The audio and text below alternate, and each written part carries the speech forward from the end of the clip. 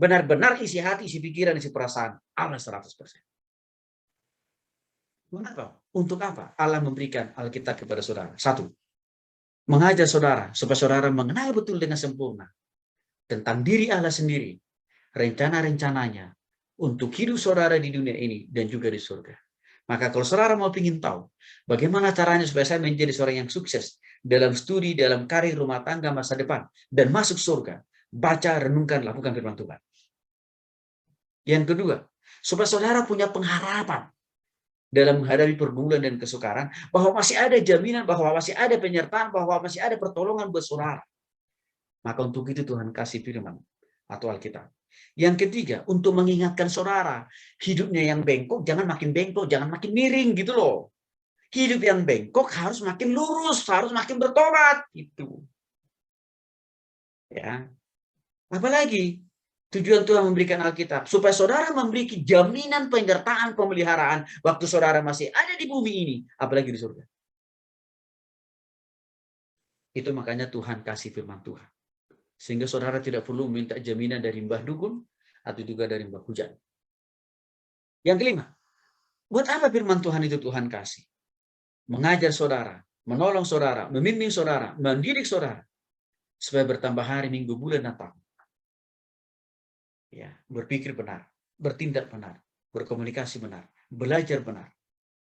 Ya, terus apa lagi? Berbisnis benar, bekerja benar, dan melakukan sesuatunya benar. Itu maksudnya. Sehingga apa? Saudara mendapatkan yang excellent dalam hidup saudara. Ya. Bagaimana proses-proses atau tahapan-tahapan Alkitab itu sampai kepada kita? Yang pertama, mulai dari gagasan dalam pikiran Allah. Saya katakan tadi, Alkitab itu isi hati, isi pikiran, isi perasaan, dan rencana Allah untuk saudara di dunia ini dan di surga. Itu dimulai dari Allah. Lalu setelah itu saudara, ya, dia wahyukan. Diwahyukan itu artinya apa? Disampaikan kepada para nabi dan rasul. Ya. Lalu itu diterima oleh para nabi dan rasul melalui pikiran, melalui hati dan pikiran mereka. Lalu setelah itu, saudaraku, diilhamkan oleh Tuhan. Ya. Lalu setelah itu Allah lagi-lagi terus memberikan gagasan kepada para nabi dan juga para rasul itu.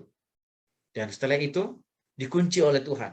Kitab kita dimulai dari Kejadian dan di-close di kitab Wahyu. Maka terkumpullah menjadi 66 kitab.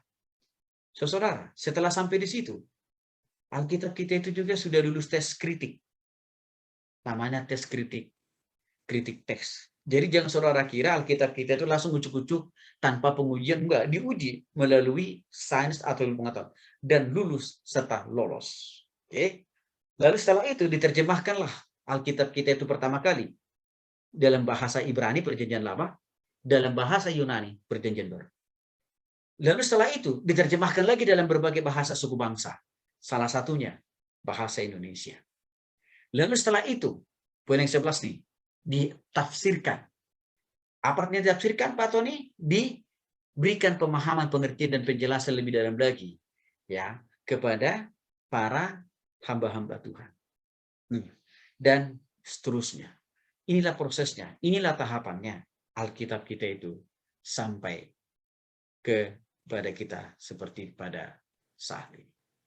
Baik, saudara, saya yakin dan percaya Alkitab satu-satunya firman Allah. Dan Alkitab 100% isi hati, isi pikiran, isi perasaan Allah. Yang ketiga, kitab PL dan PB sama-sama firman Tuhan. Dan di sana tidak ada yang saling kontradiksi, tidak ada yang saling bertentangan. Mereka sama-sama mengimani, mempercayai, dan saling menopang satu dengan yang lain. Semua nubuatan-nubuatan dalam Alkitab sudah digenapi. Dan Alkitab teruji. Ya, lebih hebat daripada ilmu pengetahuan. Untuk itu, saudara, pahami, hargai firman Tuhan. Alkitab yang ada di tangan saudara. Karena itu kitab yang mahal. Ya, untuk bisa menjamin, menyertai hidup saudara di dunia ini dan di surga.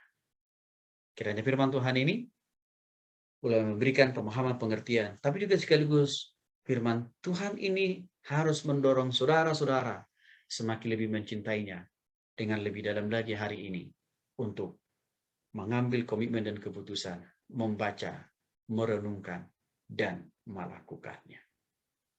Tuhan Yesus memberkati.